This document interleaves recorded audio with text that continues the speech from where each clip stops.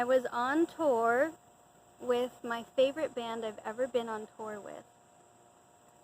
And we'd gone on many tours all over the world to different countries and had a really great time, and it was really fun, and everyone was really connected. And this other guy and I in the band were really, really close friends.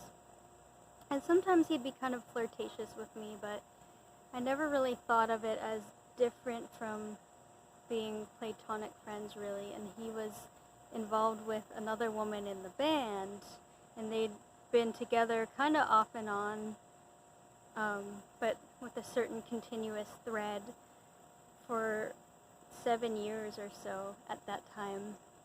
And so I never really thought about it being anything different than that until there was a time I showed up for a short tour with them around their area in their small town, and they picked me up, and usually they were really excited to pick me up, and everyone was excited to be starting a tour, but she was just really quiet. She wasn't saying anything, and she went home after she dropped us off at the friend's house, at the guy's house.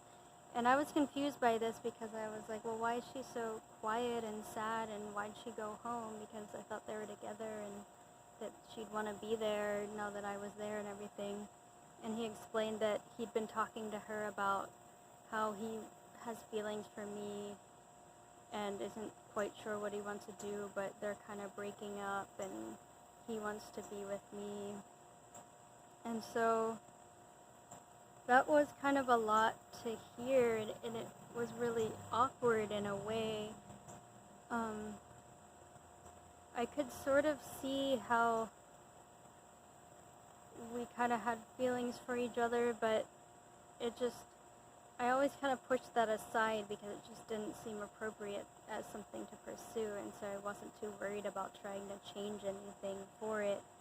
Definitely didn't want to break them up or anything, but he was explaining it's just like how it's happening in its life, and she understands, but she's sad right now. And we stayed at his parents' place in town that night, and then he didn't want to keep staying there, and so we went to another, even more remote town the next night, kind of thinking we were going to be playing music or something, but we didn't end up finding a place to play music or a place to stay, and so he ended up just renting this cabin, and it just seemed like everything was moving really fast, and renting a cabin alone together at that time was pretty inappropriate in a lot of ways. And so it was even weirder when we came back from there, and we just had this whole group of shows to do together, all of us, and it was really awkward and hard, and I wanted to leave, but their town was so remote that I needed to rely on them to give me a ride to another town to get out of there. And it was going to cost a lot of money, however it was, to like last minute buy a plane ticket or a train ticket or whatever. And I hadn't planned for this. I thought we were going to be there a certain amount of time. And so I was kind of stuck there in a way, and they're like, no, don't leave. I'm sorry it feels bad, but this is how it is. And it was just really, really hard and awkward. And even though he said they were breaking up, it's like that doesn't really happen fast and easily, especially after 7 years when this new person is there. And so they kind of weren't breaking up in a way, and spending so much time just the two of them going off and talking, and me not knowing what to do with myself. And every night I couldn't really sleep. I was so anxious and sensitive, and now that he had like moved it in this direction of us being together, I found myself being more sensitive to the fact that they were always alone together now. And it was like, well, what am I, like, even, am I just a jumping off point? And I felt like I wasn't allowed to have any feelings. Only she was allowed to have feelings, because she's the one like being left for someone else.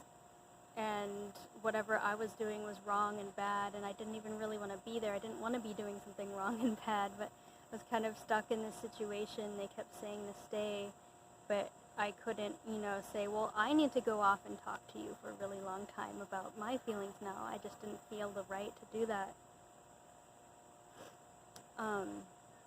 Sorry, my nose is so itchy. I keep scratching it. And so we did a bunch of shows, and it was very sad and awkward, and then the guy and I left to do more shows, and that was weird too, because I was just getting more attached and sensitive to everything that was happening.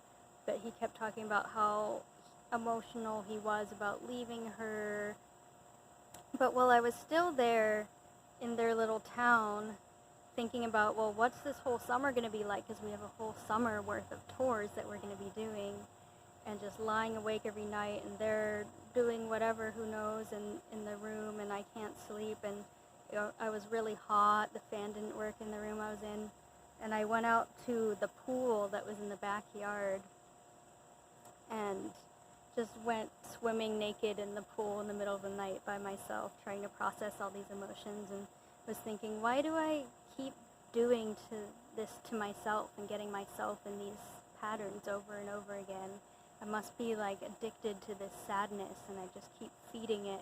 So I started writing that song in the swimming pool alone in the middle of the night, and finished that song over the course of that summer during the tours, and even recorded it with them later on in the summer when the tour was getting even more intense.